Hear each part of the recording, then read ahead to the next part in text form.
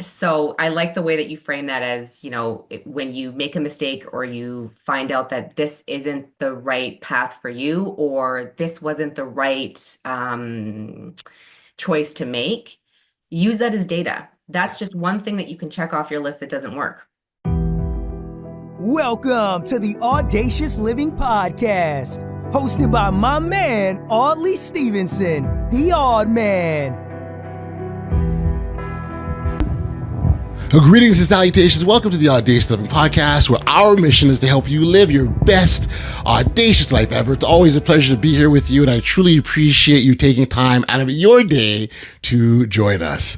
Each episode is designed to inspire you to embrace boldness, take risks, and reframe your mindset so that you can pursue the life you've always dreamed of. Now, imagine standing at the edge of a vast ocean with waves crashing against the shore. Each wave represents an opportunity, but sometimes those waves bring with them the possibility of rejection. The riptide that pulls you under, making you feel small and insignificant, is real. But here's the thing. Just as every wave has the potential to wash away debris and bring new treasure to the shore, every rejection can serve as a learning opportunity.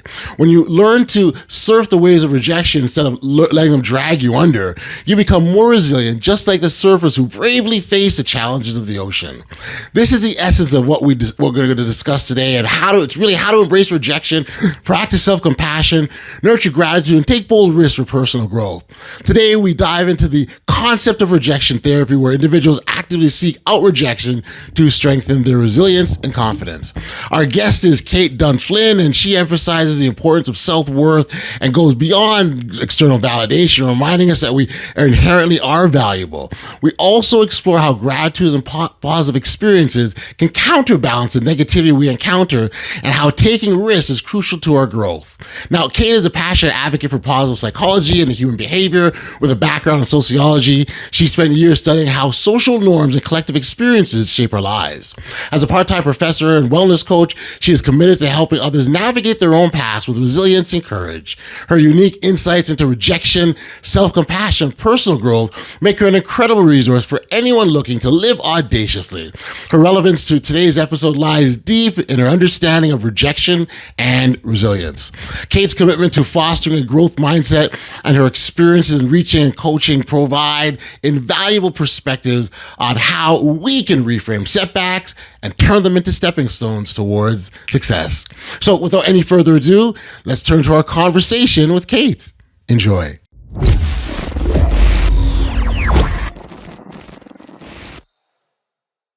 Hey, Kate, thank you for joining me here today on the Audacious Living Podcast. I appreciate you making time to be here. Thank you. Thank you so much for having me. It's wonderful to be here.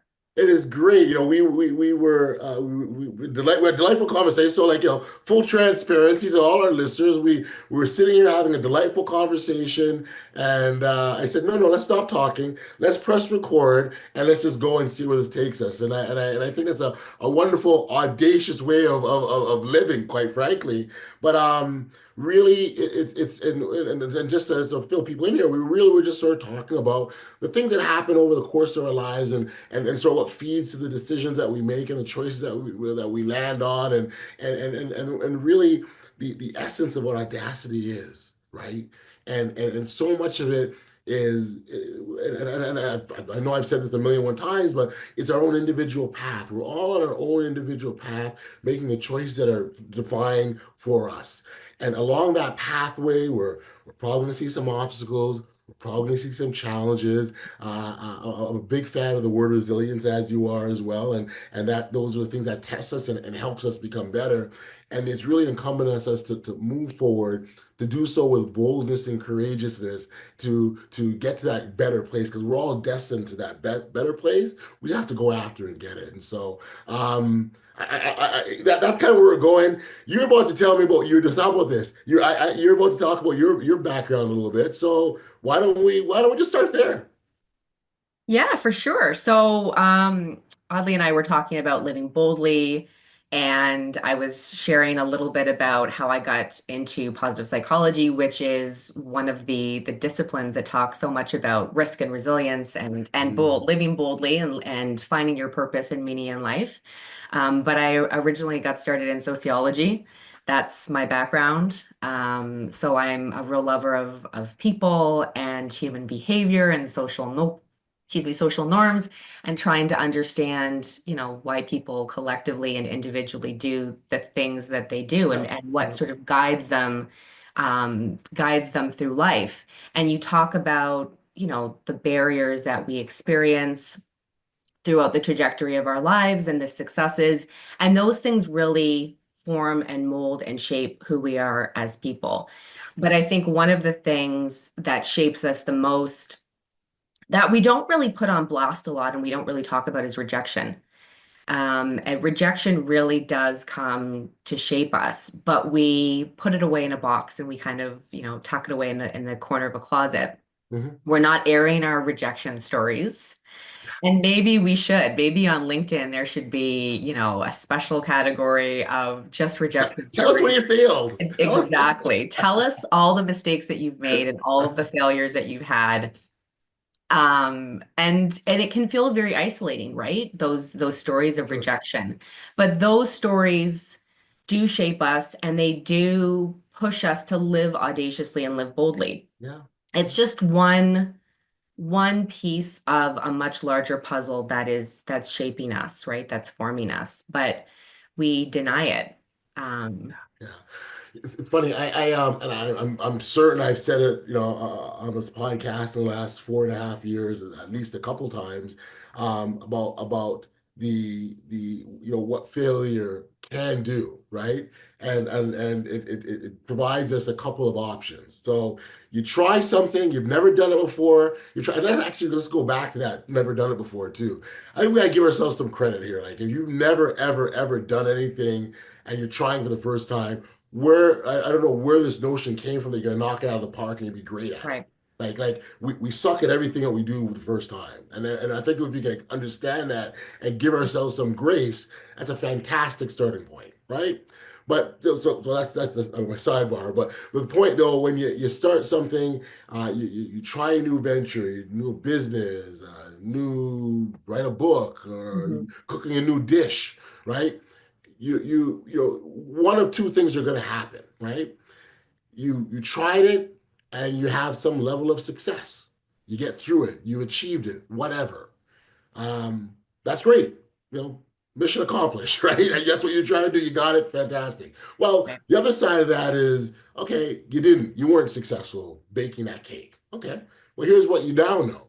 You now know what you need to do not to do it again because you'll end up with the same result. You, I'm going to guess that you might have found a more better, efficient way of doing things. I'm going to guess that you understand what that path that you went on and maybe why you went down that path. Mm. And then you also have an option of here's how it can be done if I want to achieve success. And so there's an expression I've used and I said many times here that um, true failure comes when you walk away from the experience without the lesson. Each interaction, each experience, each circumstance that we go into, they will teach us something. If we're not paying attention to those lessons, we'll probably have to do that lesson again until we learn it, right? So, but when and if you and so when we talk about failure is missing that lesson and having to do it again. Exactly. And I always tell my students, use rejection as data. Yeah, So I like the way that you frame that as, when you make a mistake or you find out that this isn't the right path for you, or this wasn't the right choice to make, use that as data. yeah, That's just one thing that you can check off your list that doesn't work. yeah, yeah. So in that way, it's just kind of reframing our mindset and recognizing that maybe it wasn't a failure, maybe it's just not the right way. That's right. And now we know that it's not the right way. So now we can move forward and choose something better for us, Yeah, right? right. But So, those so, sto so the question is, how bad is that? Right? Like, exactly. It's just a matter of reframing.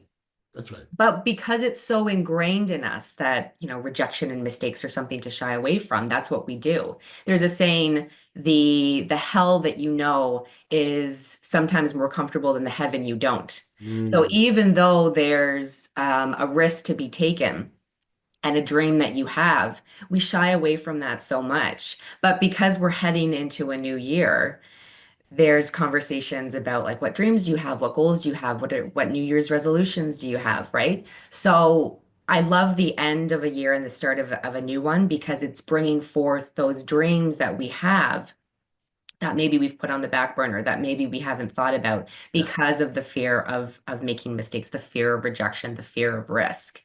Mm. But there's such a primal piece to rejection as well that I don't think we talk enough about. Um, there is a primal reason why we don't like rejection. And that goes back to our reptilian brain. Mm. Prehistoric times, if you weren't part of a group, if you were rejected from the group, that meant your actual physical survival. Even though we're not being chased by saber-tooth, Yeah. animals anymore, Yeah. Yeah. it doesn't take away from the real feeling of fear of rejection that we have. We still fear it because we don't want to be part of that out group. We want to be part of an in group. We want to be, associated with successful people. We want to be appreciated for the gifts that and talents that we have. We want to be affirmed. All of those things are just natural parts of our brain, natural parts of who we are. We can't get away from that.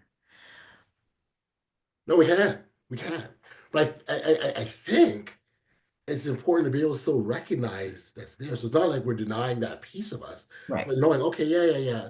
That, so when I go in this space or I do this thing, this emotion comes up or this feeling happens Mhm. for me, right? Like we don't want to start denying ourselves. We're not robots, we're human beings, right? Exactly. So we want to be able to say, yeah, that feelings are there, those emotions happen, this is what stirs up inside of me.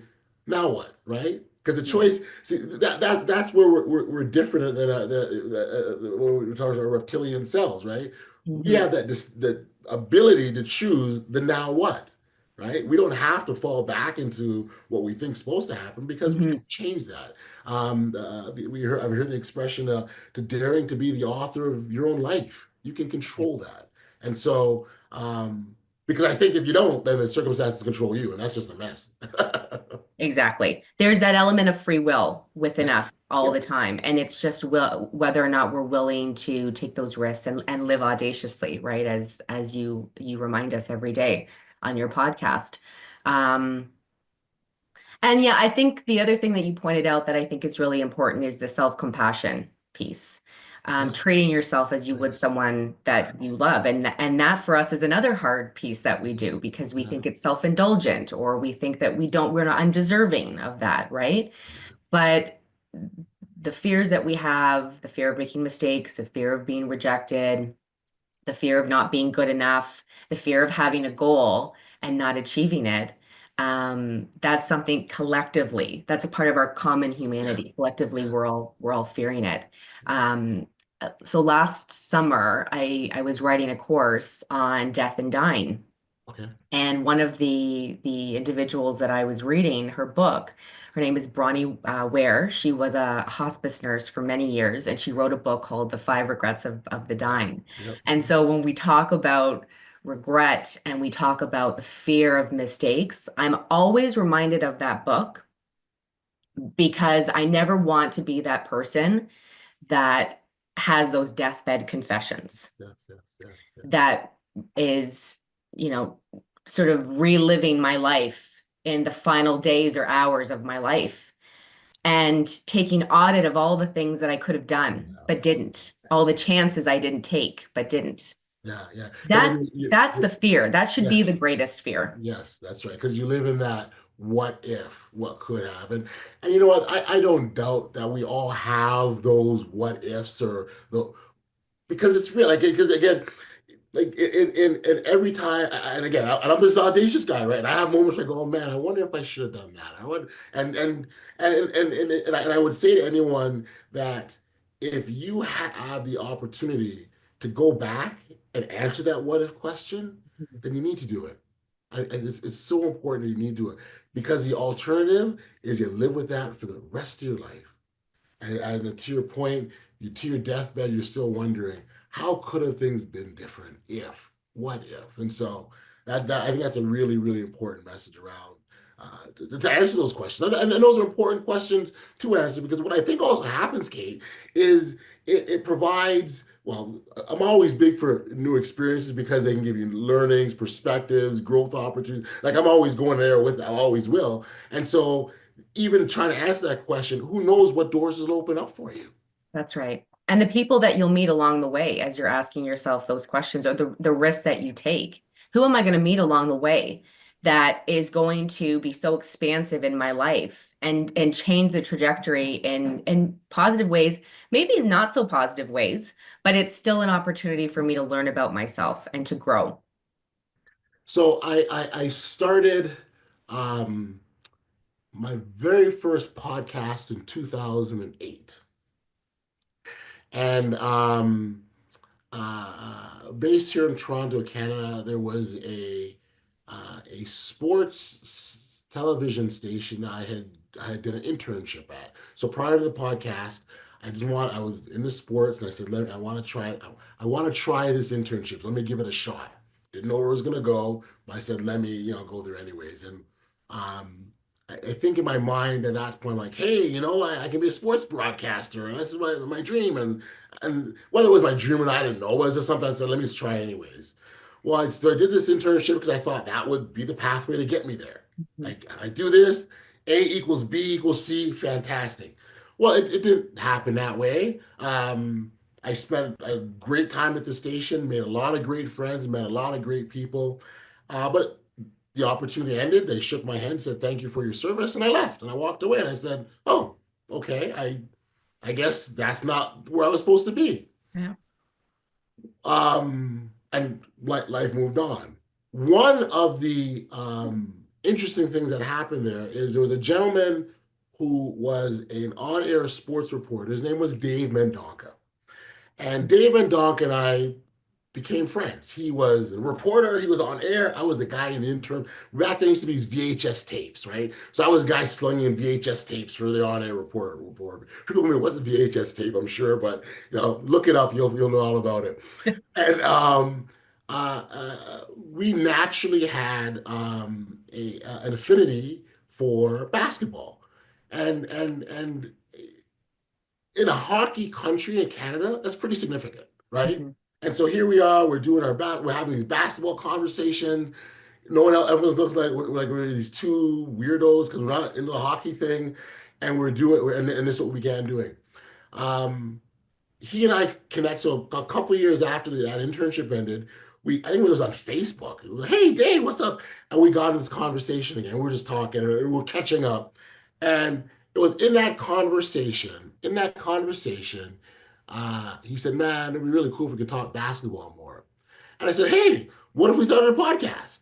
And I had that language only because about 2 weeks before I was noodling online somewhere and I saw this thing called podcasting. I'm like, oh, this sounds kind of cool. Let me file it away. Maybe someday it'll be useful. And 2 weeks later, here I am talking to Dave. I say, hey, Dave, let's start a podcast. 2 weeks later, we do a basketball podcast. And Kate, that is the only reason why you and I are talking, having this conversation today. If those series of events didn't happen, so if I wasn't bold enough to go, let me go to Scores Television Sports because I want to be on air, and that wasn't the path. I mean, I guess technically I'm on air now. I suppose you can view it that way.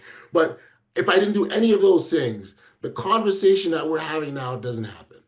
Doesn't. And so it's just really about those series of events, those series of steps, but only if we step into them with boldness. Exactly. And not worrying so much about what other people are going to think or say. So one of the big sort of the big stories in my life when it comes to my career is I was a part-time professor for many, many years. Education was really, really hard to get into full-time. And I felt, and sometimes you hear conversations that people have that full-time job is really, really important. And it is. It offers security, it offers benefits, it offers all of those important things. But it also offers that status of full-time that's different than part-time. So I felt like, well, I need to get a full-time job. in order to have that security, in order to have, in order to for people to think I'm good enough, right? Because I'm not good enough with just a part-time job, but I love teaching. And so I was working a full-time job in a large company. People were great, but did I love the job itself? No. People were wonderful. I had a great team that I worked on, but I always, at the back of my mind, knew that I wanted to work full time in post-secondary education. So I always stuck with my contracts every semester. And then one day, a full-time position popped up, and you have the imposter syndrome, Yeah, all those yeah, conversations with yourself of yeah. you go through the checklist of all the reasons why they would never hire you. That's right. And I just thought, you know what, I've been in this for so long. At that point, I think it had been close to 9 years of contracts every semester, and I applied. And sure enough, I made it to the next round. And I got through that series of interviews, and I made it to the next round. And then I did a micro teach, and I shocked, made it to the next round. It's that imposter syndrome, right? And constantly scanning your environment for all of the evidence and the proof that you're not good Yeah, enough. yeah. Um, when really I should have been scanning the environment and recognizing all of the things that I had done up to that point that defined what a great candidate I made. But when you're living in that sort of fear-based mentality of what if it all goes, what if it all goes wrong? Right. Well, what if it all goes right? What if it all works out? And I, knock on wood, for me, I was very lucky that it did, that I was persistent, that I kept with it. Um, and I'm glad that I did, because if I hadn't, I wouldn't be here with you. We wouldn't be talking about this. I wouldn't have the opportunity to talk about it with my students every day, and maybe in some small way change the trajectory of their academic world, or maybe their career, or the way that they see the world, and just in some small way, right? It's huge. It's huge. Yeah. There's a part of what we're talking about, that is a significant part of what we're talking about that I don't think often gets highlighted or even identified by individuals, and that's the impact, the positive impact we can have on other people simply by the actions that we take. And I mean, so for example, you and I have consciously decided we're going to engage in dialogue about audaciousness and positive psychology and resilience and rejection, right? Because we've made that decision. There are no clear identifiers for us to know the kind of impact we will have for people who've heard this conversation. We don't know what they're going to take from it. We don't know what actions we don't know what they hear. We don't know what actions they're going to take. We don't know what the actions they're going to have on the rest of the trajectory of their lives. And it's this blind faith that it's just, let's put the goodness in the universe and share with others, and pray that the inspiration is taken and it helps someone. That's the thing that really charges me. Mhm. I've lost track of the number of times people come in and, hey, you know what? There's a time that you did this thing. Oh my gosh, it was so amazing. Thank you. I took this from it and look what happened. Da, da, da, da, da, da. And it's actually funny. I used to have a part-time job at the Scotiabank Arena where the Raptors are, being a basketball guy, right? And I remember a woman approaching me on social media one day, and we were just sort of having a dialogue with random stuff, and I think it was a comment or to a post or something like that. And what I didn't realize is this individual knew me. And so we're back and forth having this dialogue, and she made reference to me working, or at least formally working at the arena. I'm like, oh wow, I didn't know. And so now we're talking about this, and then she said, I have to really thank you. And there was something, so I can't remember exactly. There was something I had done that day that really heightened the experience, and she felt great. So she said, I want to thank you. I'm reading what she's saying. I'm looking at her photo. I'm going, I have no idea who this person is. I'm sorry. I'm going, who is this? I do not know. But it bothered me because they took such whatever happened. They resonated with them in such a powerful way, and I didn't. I'm looking, going, I don't know. and I actually remember saying, well, maybe she's got it mixed up. Maybe she's got me confused with someone. Like it can't be me. She then found a photo that her and I had taken. And goes, oh, here's the photo that you took, and thank you for this. I sent her the photo, and I said, that's definitely me. Right? But Isn't that the worst? The worst feeling and is somebody, and right? and so and the funny thing, and you're right. You feel bad. Like I know I felt like I'm like why don't I remember? But there's a part of me, Kate, that I say, wow. Because what that also means, if I don't remember the specific act that I did, means the motivation for doing the act wasn't to be memorable.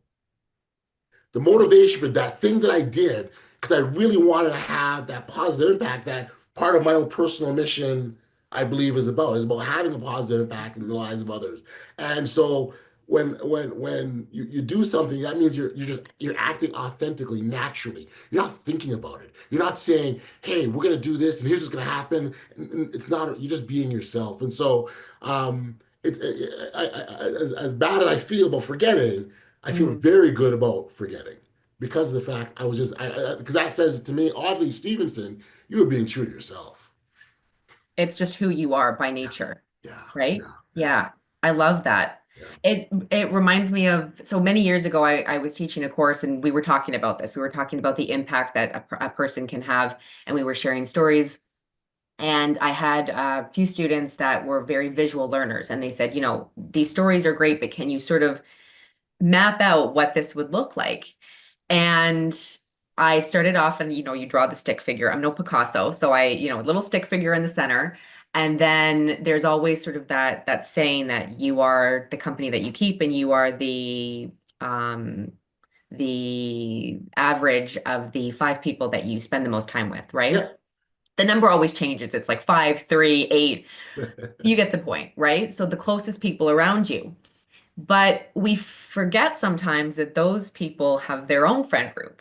That's Like right. it's not just our friend group, right? And so that friend group has an influence on other people. And the things that we're telling our friends and that we're sharing with them, or the advice that we're giving them, or the stories that we're sharing collectively, all those messages have the ability to change a person's mindset in good and bad ways, right? It's that sort of emotional contagion piece. Mhm. And so being very aware and mindful of that um, can be very advantageous, but it can also be very important for Yes. us. And Yes. and the mark and the legacy that we want to leave in the world. Do we want it to be positive? Do we want it to be negative? And of course, we're going to have those days where we're feeling down on ourselves, we're feeling negative. Sure. But that's not who we are innately. No, That's not the no. average of who we are. No. So um, there's a haiku. It's a few hundred years old. I always share it with my students at the very end of our positive psychology course where we talk about meaning and purpose. And I can't think of it off the top of my head, but essentially it's a story of a little frog. And what does a frog do? It jumps. It jumps in puddles and it jumps in sources of water and it leaves a ripple. And if we think about that in our own lives as sort of being Yes. very symbolic, Yes. what is the ripple effect that we want to leave in our life? Yeah. Maybe that's the overarching question that guides us throughout the course of our life. Maybe it's like, Exactly. not who am I or what am I meant to do. I firmly believe that we will find that along our path. It doesn't have to be anything grandiose. Yeah. It certainly doesn't have to be contingent on our career success, No. as No. we often think, right? It's the impact that we have on the people that are around us. Yeah. That is who's going to carry forth the messages and the meaning that we've given to them in their life and That's right. bring that to the next generation and so on and so forth. That's Nice. the legacy. Yeah. So just, I want to say this past week, um, someone had said, "Hey, so what advice would you give to like your younger self, right?" And it's funny, like I've heard that question before. It's something I've ever asked myself, right? Now, as I really got me thinking, and I'm sure, like have fun and trust yourself and love yourself and take. Of course, I'm gonna say take chances and be audacious. You know that's gonna be on the list, right? Yeah. But the one thing that I remember that stood out for me was the important. This very much ties into what we were just talking about here, but really must be the importance of being very, very clear on who you are and what you stand for. Mm, Because if you're not, then you'd be just subject to the whims of life, right? So I think of a tree in the breeze and there's a branch just blowing, right? You'll be that branch. You're subject to what's happening, and right. every time something you're moving with it, as opposed to being firm, and regardless of the wind, that you know exactly who you are. And not that those things aren't going to impact you, but they're not Mhm. going to change the direction of where you go. They're not going to make you suddenly, I used to do this, but now I'm going over here. It's almost like you come back to the middle, right? I think of a Mhm. metronome, right? You go side to side, but you come right back to that middle, right? And so it's very much in that where be clear on who you are, what you stand for, because ultimately that's going to guide the direction of your life. Absolutely. Yeah, it will. And form the basis of who you are, right? And like you said, what you stand for, you're right and you're wrong.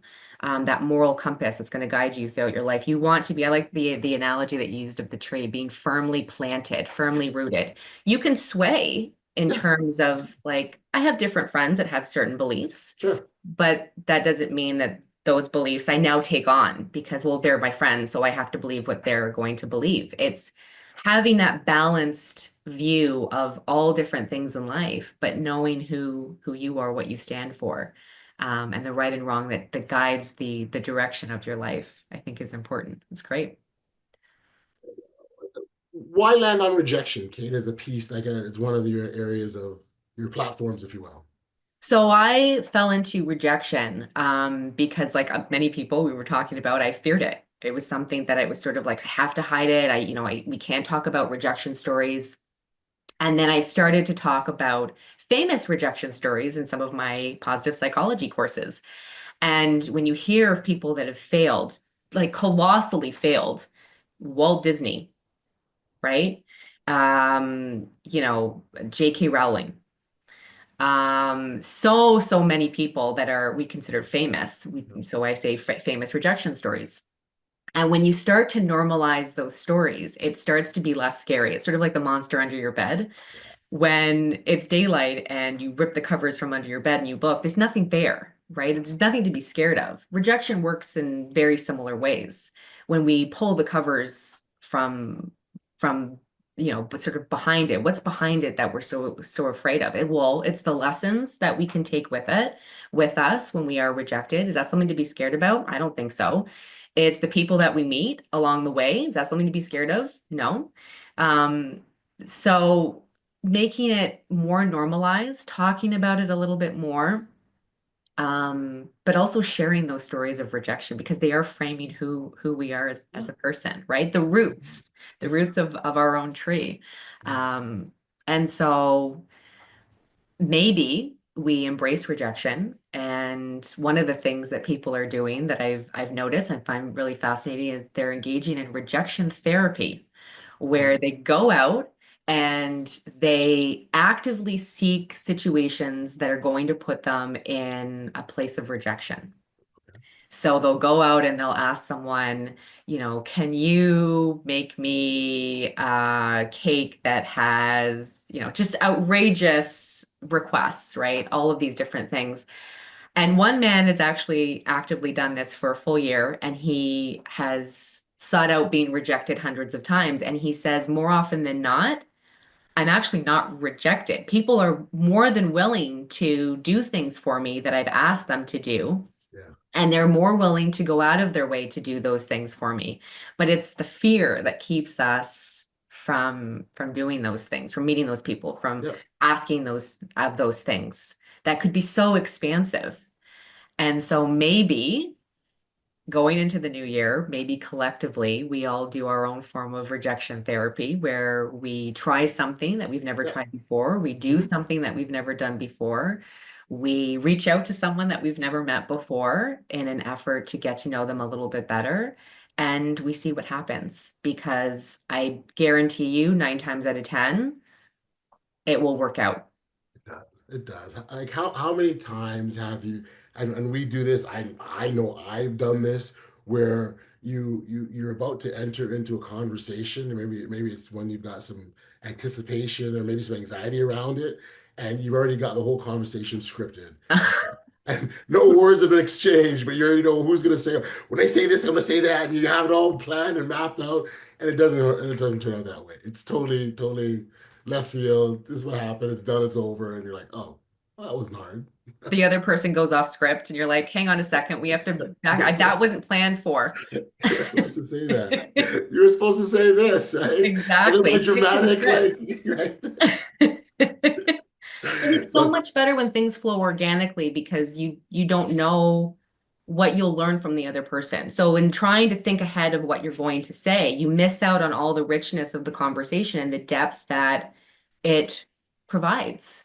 It sounds like you're describing a podcast interview. Yeah, exactly. Because you don't know, right? You just don't know. And I think the key is, but so the key in that is to stay present and open and also accepting of where it can go. I really think that people or not even, I think in school, uh, improvisation should be taught as a core aspect of your math, your reading, your writing, like improvisation in whatever form you want to call it, how we want to massage it, but to teach the skills to be accepting of the things that happen in life.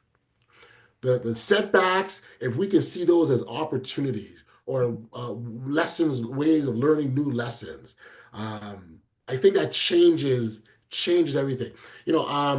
Apparently I just recently learned this as well. Apparently there's some Harvard study where when you ask people, or maybe I'll Kate with you. I've got good news or bad news, Kate. What do you want to hear first? Well, good news. Well, apparently, let me guess, I'm the opposite. no. Apparently, you are in a smaller percentage. Most people want to hear the bad news first. They want to hear the bad news first and know what the terrible thing that's going to happen. And the problem with that is that you're caught into what it took place in the past, and that's what you're tied into because something bad happened. Whereas if I'm looking for, well, give me the great news. I want to hear the good news, right? Like, let me know what's good. And maybe the bad thing is maybe it isn't as bad as I think it is. And maybe it's not bad at all. But why not? So it's just really interesting that, where we choose to stake our flag or plant our tree or make our point is so important because I'll take your word, you're forming the roots of Yeah. what comes afterwards. And so that's It's so interesting because so we do have a negativity bias. Yeah. And we expect the worst to happen Yeah. because the worst historically has happened to us, Sure. right? Yeah. And so there was a study, maybe it was affiliated with the Harvard study, but it said that for every bad event that happens to us, we need at least three to four positive events to counteract the negative event. Right. And so I love that. And I want to take a step further. So now, if you are the individual that's looking for that silver lining, Right. that's looking for the positives, finding those three it's not difficult. And that's why the practice of gratitude lists and those journaling, that's why they're very, very healthy and good for us to do because it puts us in that reflective mindset where we're able to look at things and hey, that good thing, you know what? So, yesterday wasn't really a great day because these sorts of things happen, but these three things took place is great. And then when you get really good at it, right? You start to see the appreciation all the time, right? You go to the coffee shop and the woman smiled at me and gave me an extra cookie. Well, that's fantastic. I had a great day. Like stuff like that starts to happen. And then you start to attract it. And your view of the world now changes. Exactly. And you pinpointed, you have to actively start to practice. It has to become habitual. And then over time, once you do, then it will become second nature. Yeah. And that's when you can really flip the script on your own mindset. That's a game changer, right? Because neuroplasticity does exist. We think that we're born with a set amount of intelligence and, we're born as this person and we can't change. But what growth mindset teaches us is that neuroplasticity very much exists. And, the neurons in our brains are constantly changing, constantly, growing, reimagining themselves. And I think carrying that forward too really helps us in coping with the fact that, who we are as a person now will definitely change in the next year. And how exciting is that? Look at all the growth that will happen as a result of the change, career growth, new people that we'll meet, new opportunities that we'll have, new experiences, new travel, right? That will change us as a person. So flipping the script and reimagining and reframing, I'm all about that. I think that's great. I love it. I absolutely love that. That's wonderful. And I think the more you can do that and the better we get at it, the better it is for us in the long run. Exactly. I always tell my students, when we talk about fear, fear has two meanings. It can be forget everything and run, or it can be face everything and rise. Right. So what does it hold for you? Which trajectory are you going to go? Going back to that choices thing again, Kate. Choice. Back there. Yeah, exactly. We all have a choice. Well, I listen, I am very glad that you chose to spend time with me here today. This has been phenomenal. Great. I've enjoyed the dialogue. I could talk about this stuff all day and night because it's that important to me, and I think it's important to every single one of us, providing that we make the choice to, again, make that necessary choices. Exactly. For listeners who wanted to connect with you or reach out to you directly, or where can we send them? Yeah, they can connect with me through social media. Roots in Wellness is one of my handles. I also have a website that's coming up in January, and then of course just through email, and I can send the information to you if you'd like. Sure. And is there anything that you're offering to listeners? I mean, in terms of is there sort of speaking things, or the writings that you do, or things that we can keep people aware of? Yeah, so I do a Wednesday wellness tip every week, and we talk about positive psychology a lot on my Instagram profile, and they're always welcome again to connect with me through LinkedIn, of course. Would love to expand my circle, especially with people that are positive psychology enthusiasts. Anyone who's like-minded about things like growth mindset and resilience and risk and rejection. We can share our rejection stories. Maybe that's something that I'll start in the new year. To share a rejection group. Yes, exactly. What would be the number one thing you want people to know about rejection, or at least understand about it? Sorry, you cut out a little bit, Audley. I was saying, what would sort of be that number one thing that you'd want people to know about rejection, or at least understand about it? Take the chance, take the risk. What's the worst that's going to happen, right? There's a really great book that Jamie Kearns-Lima just came out with this year, and she talks about the know, N-O, versus the knowing within you. And she said, are you going to listen to the no that someone gives you, or are you going to listen to the knowing within yourself, the K-N-O-W, what you know about yourself to be true? So if someone's telling you you can't do something, what do you know to be true within yourself? What are you telling yourself? So know the difference between the no and the knowing, and take the risk. That sounds pretty audacious, if you ask me. Yeah, live boldly, just as you tell us to. Thank you, Kate. Thank you again. This has been just wonderful. I love the work. I appreciate the time, and thank you for being a guest on the Audacious Living Podcast. Thank you so much for having me. This has been awesome.